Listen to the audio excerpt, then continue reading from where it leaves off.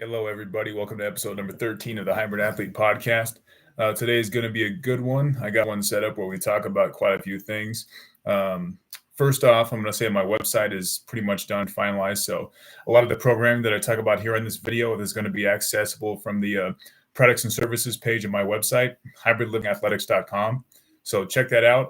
It's going to be a great platform for me to kind of share my work and my progress with a few other things in terms of my youth fitness program, which I'm going to try to do for my son's school in District 6 here where I live in Weld County in Colorado. So information on that is going to be coming soon and posted to the website as well. So first off, let me just get into kind of what I wanted to talk about today in terms of my individual program, kind of a reflection from me, an example of what I'm looking to push to other people and to post is kind of the main advertisement of what I sell personally in terms of like a fitness plan or like a diet plan mixed with an exercise plan. So I've done episodes in the past where I gave some concrete examples of what exactly each diet entails, what exactly the caloric intake will be, how it changes. Last week I talked about the plateau, kind of the stepwise incremental increase of calorie intake based off of workout intensity. So I wanted to dive into one that I'm doing right now that I'm in phase 2 of, which I've done.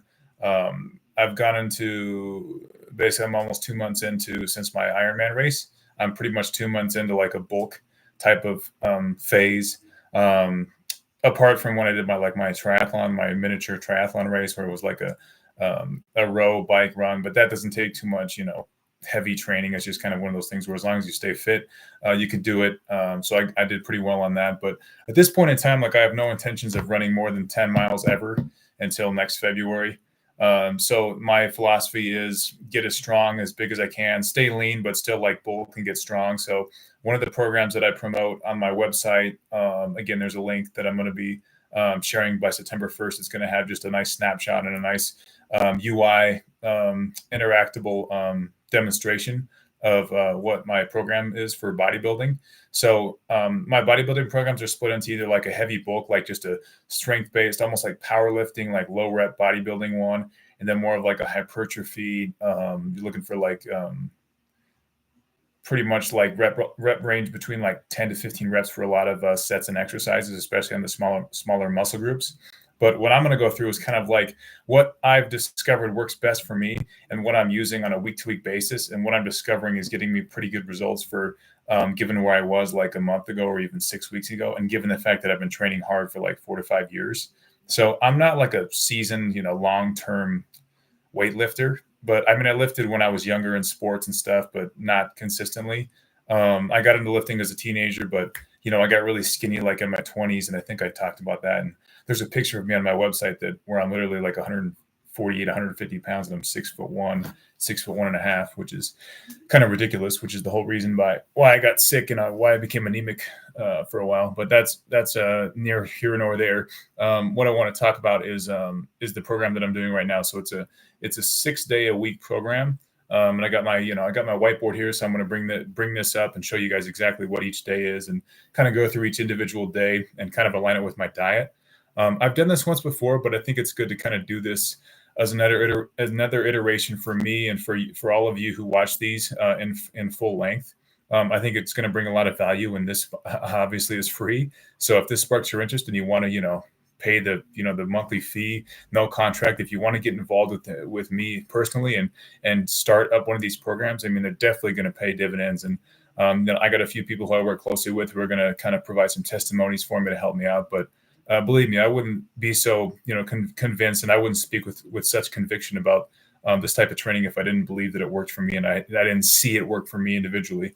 I post enough of my shorts on kind of my physique updates and how my body's size and strength changes over the years. So especially between endurance and weightlifting. So let me pull this bad boy out. So today we're looking at how we go through each day of the week. So it's kind of a glare here. Let's see. Whoops, this too. Leave it like this.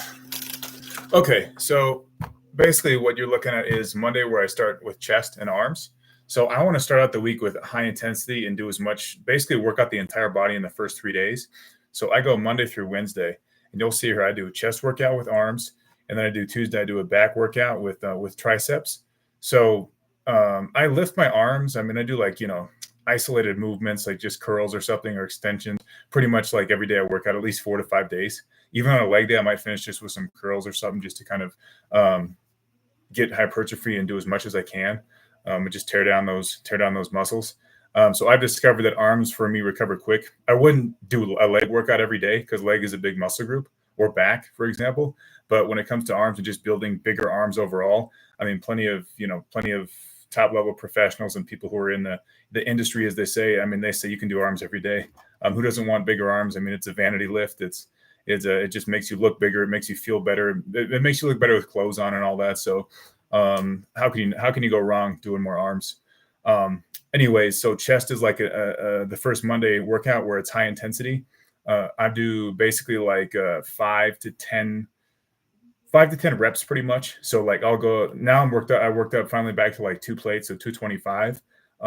So I'm finally doing like repping that out like 4, 5, 6 reps of 225, which is a nice confidence builder for me because I haven't been strong like this in a while. So it feels good to kind of, get my body weight up a little bit and get my strength back and just kind of feel that durability in the gym weightlifting. One side note I'll mention is if you're a hybrid athlete and you're trying to do both, you might get discouraged sometimes because if you're trying to, run a lot and you're really like pushing the miles and then you're trying to go into the gym and get a good workout, you're not always going to get that great, carb induced pump and that great feeling of like, man, I'm just, crushing these weights, just driving these reps and driving this volume. It's not going to be the same when you're running a lot. So for me, I enjoy this time of the year because I'm like, oh, thank God this is back. Like I can just crush these weights. I can just get in there, be intense for like an hour and a half, not lose energy, not feel fatigued, not feel kind of depleted or just weak, or my bones. Sometimes when I run a lot and work out, I just feel it in my bones, like, not to a point where my joints hurt and it's unhealthy, but just to a point where like, man, I'm definitely overworked and like I need a deload or a day off or something. But here with this time of year, like my weights they're the top priority, which I love. So hence I'm in the phase 2 of the bodybuilding program. So phase 2 goes from like the weight goes up. So basically, like I just said, like with this bench press, like my weight's gone up from like repping out 205 to repping 225, same rep scheme, progressive overload. So that's like a nice, I guess, growth and kind of just continuous but non-linear growth into more strength and just higher performance in the gym with weights.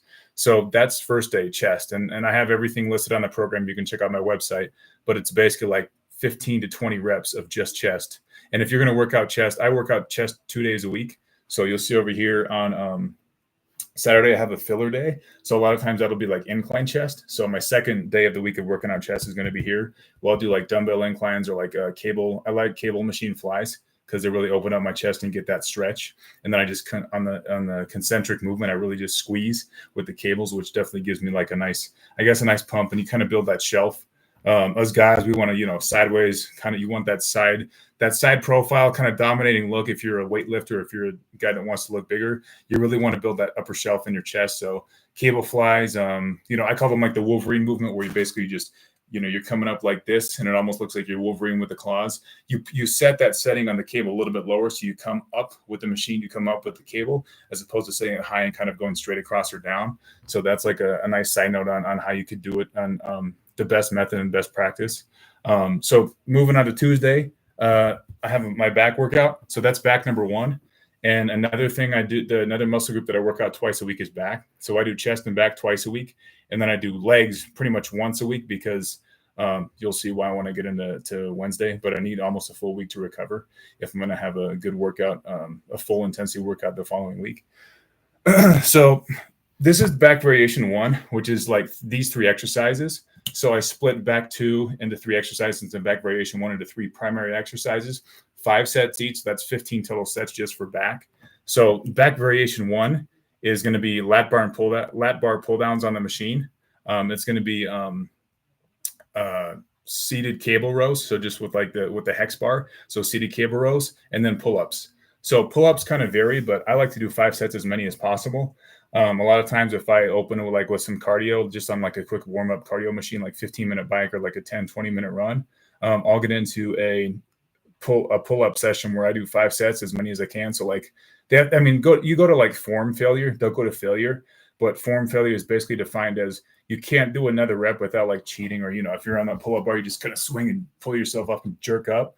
So basically what I'm doing is I am doing a set until my reps become basically failure. And if the first rep doesn't look like the last rep, that's when I stop. So, a lot of times I'll get to like 18, 20, then the second set would be like 15, 16.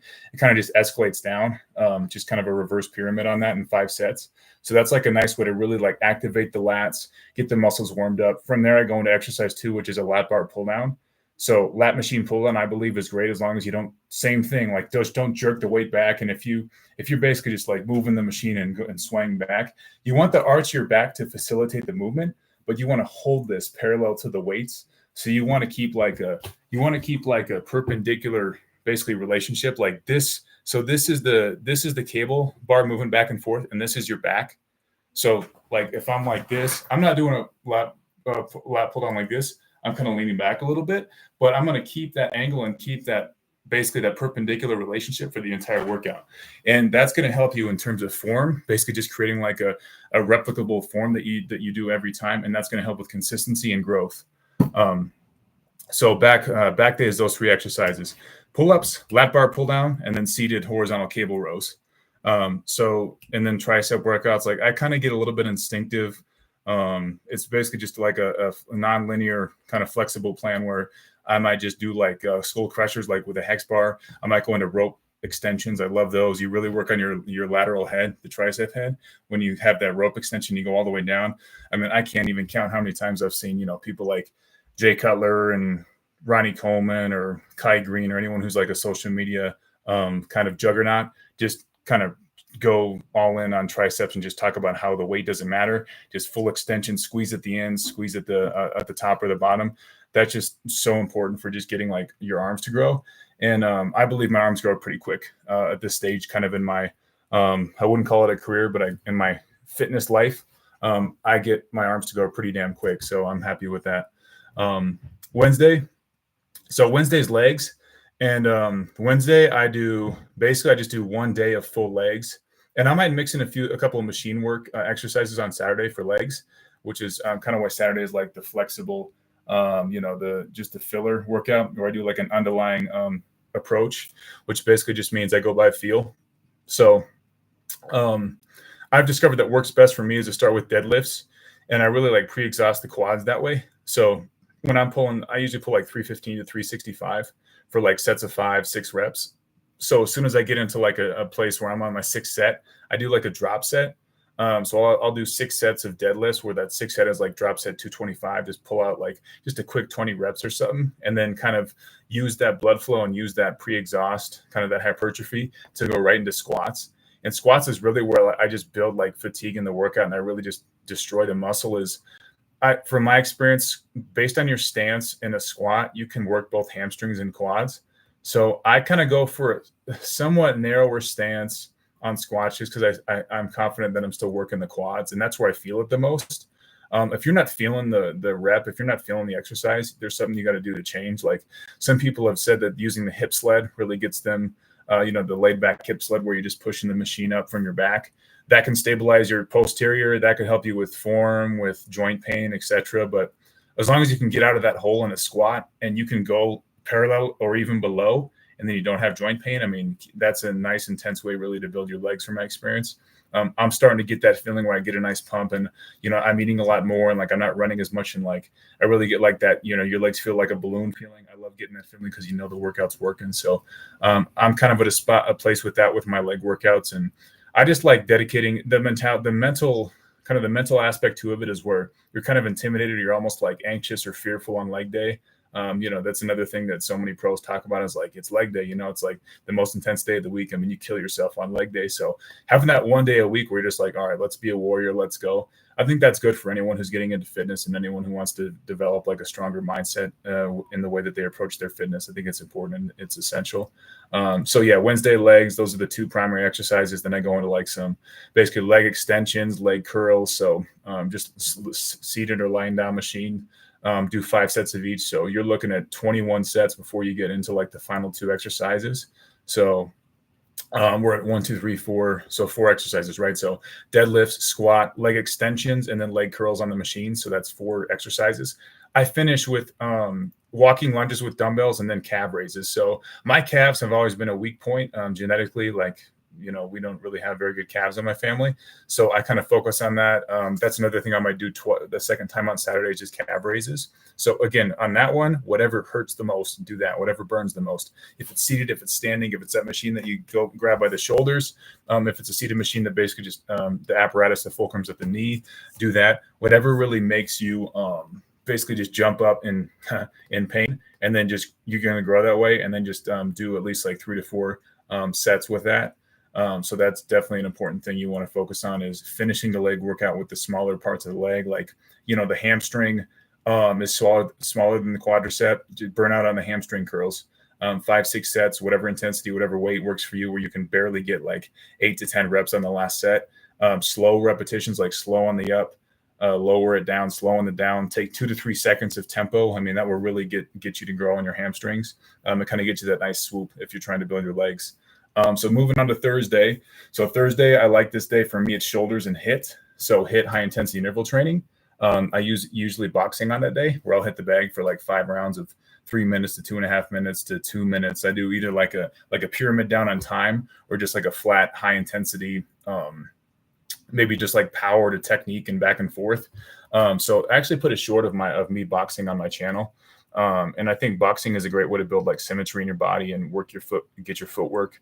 There's plenty of YouTubers that do it. Who's comes to mind? What's his name? Mike Rashid. I think his name's Mike Rashid. Yeah, he's like a legendary boxer on YouTube. So he's got some great kind of training footage and stuff, and training classes where he kind of teaches you the basics, and keep your hands up, cover your face, stuff like that. Footwork is essential. So I might include some jump rope into that, and just kind of work on my balance and my athleticism overall. I might throw in some box jumps with that. So just up and overs, 20 sets, mix in like some kettlebell swings or something, just to keep working the shoulders. So that day is a really nice day to really burn out the shoulders. Like between like boxing will work the hell out of your rear delts. So I've developed some bigger shoulders just from doing boxing lately, which I like and I appreciate. And then, yeah, just like the weights too, like dumbbell press, 3 exercises. So the foundation of a lot of my workouts is like picking 3 exercises to do 5 heavy top sets in each exercise. So you can remember it as like a 3x5, I guess, in whichever phase of the workout you're in. And those 3x5, basically total work increases every phase. So right, I said I'm in phase 2, right? So in phase 1, I might have done 50-pound dumbbells for 5 sets on overhead dumbbell press. Now I'll do 55, 60-pound dumbbells for the same rep scheme, and I'll remember that. I'll document that. Now that, in end of July, I was doing phase 1, finishing up with phase 1. Now we're approaching September. I'm going to get heavy into phase 2. I want to see that weight increase, that rep scheme stay the same, or vice versa. See that rep scheme increase when the weight's held constant or stayed the same. Shoulders is pretty self-explanatory. It's a smaller muscle group, but you just want to basically get as much blood flow as you can. It's the easiest muscle to grow. So as long as you focus on basically your angle, like if you're doing a lateral dumbbell raise, I can make a video on this, or just a short, or, you can just refer to it. Like Seth Feroce is a great, his channel Accent Sledge. He does a great job of like just running that guy literally runs the rack on dumbbells for lateral raises. And he's got some of the biggest shoulders in the game, and he's not even a professional bodybuilder anymore. So there's some great resources out there to learn about technique and working the angles to build your shoulders. Back number 2. So back number 2 also has 3 exercises, but they're different. So on back number 1, we did pull-ups, lat bar pull down, and seated T-bell row, or T-bar row. And then this time we're doing a dumbbell row. So just a standing dumbbell row. You might use a bench just for leverage. T-bar row. So T-bar, you did the hex bar row on back variation 1, and then back variation 2 is a T-bar row. And then we finish up with barbell rows. So barbell rows might be the first exercise actually a lot of times, because it's the heaviest exercise. But all I need to do like 185 or 205 pounds, focus on keeping my back straight, and just row it, and just basically just keep your back straight. You can bend a little bit, like you can kind of bend over at like a 45-degree angle. Just make sure like you're not curling your back. It's the same technique as a deadlift. Deadlift, you're going to fuck up your back if you don't keep your back straight. So same thing with the barbell rows. I first started out kind of feeling kind of awkward, like just kind of jerking the weight and going up, and like my head was moving like this much, and then I'm like, whoa, stop doing that. So just keep your head straight, keep your back straight, look up and just focus on squeezing at the top and having that scapular kind of load at the top. And that's really the key to any back workout.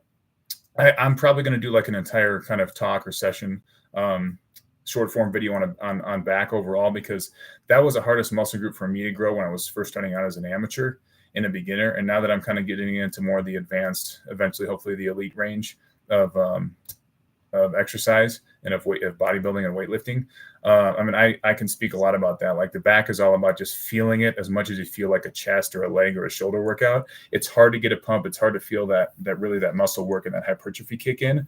But once you kind of get that cell just to swell, and you really feel like the tree, like your posterior chain just working whatever angle you work. Like if it's seated, there's a reason why I do seated mixed with lateral raises. I'm working different angles of the back. Same thing on back variation number 2. You think about it. A barbell row is more horizontal. But again, I go to like dumbbell rows, which is horizontal. And then I have like a T-bar row, which is a little bit more standing up and a little bit more vertical. So I'm working, here to here on the angles in terms of your back. Your back's a big muscle group to work. And if you're not careful, you're gonna have a scrawny back and a big front side, which is what I suffered from most of my youth growing up. So anyways, Saturday is the last day. And then on Friday, just some legs. Some biceps or some arms. So just bicep curls, cable curls, 777s. I love those. So basically you just do a curl that's like a half rep. So you do a curl up to here, and then you start here and you do a curl 7 reps like this, and then you do 7 full reps. So 777, 21 reps in the set. 50-pound barbell will really work you good on that. So there's different ways. There's cheat curls, which Arnold Schwarzenegger has spoken about, where you basically just swing your back a little bit and you can curl like 135 pounds. I think there's a time and a place for that. I tend to lean away to just kind of avoid that. I do it every now and then, maybe on like a shoulder day or a hit day. If I'm doing boxing, I'll grab I'll load up like a 45-pound barbell with 35-pound plates, and I'll curl like 105, just kind of a little bit cheat curl, but still, engaging the muscle and kind of using that lever. But to each their own. I mean, if you get joint pain from that, don't do it. If you're capable of doing it, it's another option for you. So that is a nice little add-on to some of your the weekly programming if you want to. Or you don't even have to do it. Maybe if you're feeling really good in a week, you can kind of add that in. Or if you kind of want to take it lighter on arms a different week, if you're getting some joint pain or muscles are more sore, you can kind of work those in and out. Saturday as a filler day is important just for me, because I kind of want to fill the gap in anything that I don't. By the time I get to Saturday, my body's pretty tired. I mean, I'm not fresh. I mean, this is 6 days in a row of working out. So some people like to do basically a 3 split, a 2-3 day split. So on, off, on, off, something like that. 2 on, 1 off. People do that too. I've just discovered that for me mentally, I like being in there on 6 days, and I really like to feel like I have to earn my off day. And the reason why this 6 days is just kind of like a filler, like kind of like a random opportunity or random option, is because you're not going to feel the same every week. There might be a day where you had a higher energy, that you didn't sleep that good the night before, and you didn't really have that great of a back workout. So you throw in some extra back work on Saturday, or vice versa. If your leg day went well, but you kind of recovered and you're kind of getting stronger, which is my case. Like I'm adding legs in for a second day on Saturday, just because my legs are getting more recovered and more into the season of bodybuilding type workouts. When I first came back from endurance season in June, end of June and early July, I would do a heavy ass leg workout and I would be sore for like 7 days, literally 6 to 7 days. Like the next day, it was hard to sit down. The day after that, it got a little bit better. Like peak soreness was like 2 or 3 days after. People who do heavy legs know what I'm talking about. Like you're sore 2 to 3 days after than you are the day immediately after. So now that I'm just kind of added some body weight and some strength and definitely some leg performance, I can do that on a Saturday, which is kind of another one of my fillers as an option. And a last note that I put in here was just the calorie intake that I'm on. So I'm doing between 4,250 to 4,600 calories a day, and my body weight's been pretty stagnant at like 183, 184. So another thing that I'm going to start doing next week, and actually even today, because today's my day off, so I'm going to eat like 5,500 calories. Kind of a cheat day a little bit, just adding more of the same, more rice, more beef, more salad, more vegetables, more of the same, but just more calories. But I put this on here just as a note, so my programs kind of align and they're synchronized with my my diet programs and my workout programs. So this 6-day template is what I use for the bodybuilding people out there who want to have a bodybuilding program. So I think that's important to kind of align your diet with your energy requirements. So I've got a pretty good gauge on energy requirements for myself and kind of what I need to take in terms of food and what I need to consume. But I'll save that for another episode. This was just kind of like a legitimate rundown of my bodybuilding program and what I'm doing me personally. I would encourage, or I would advertise this one for anyone who's my age or even younger, high school athlete, someone who really wants to get to the next level. Maybe you're going into college sports. If I had something like this for me when I was going into college sports, I think my college career as a baseball player would have turned out quite a bit better. I probably would have avoided an injury that really kind of damaged my experience as a college baseball player. I think programs like this are really essential for building muscle and keeping muscle. Another subject I can go over soon is muscle maturity, but the older you get, the more advanced I'm going to get in kind of cycling through endurance into weightlifting. I'm going to fine tune like exactly what body weight is optimal for me. I've determined that my race weight optimal is just under 180, but if I can increase my off-season optimal strength body frame to be like 190 to 195, I can increase my body weight, increase performance, and kind of increase the machine that I have inside of me, so to speak. So just kind of my overall efficiency, my power output, off-season, in-season stuff like that. On the keto diet, I was very capable of doing a lot more running and really getting into like another Ironman, but I cut that off and going into this, and I think it's going to serve me better in the future. So, but I'll save that for another time, another conversation. It's already we're already 26 minutes in, so I'm going to let y'all go. Thanks for listening. Thanks for watching. If you have any questions, reach out to me on my channel here, Nathaniel Verduzco 91. Take a look at my website, hybridlivingathletics.com. All the programs are going to be posted hopefully by the 1st of September, which is the date I committed to. So thank you, everyone. Go out there, be great. Have a good day, and we'll see you next time. Bye.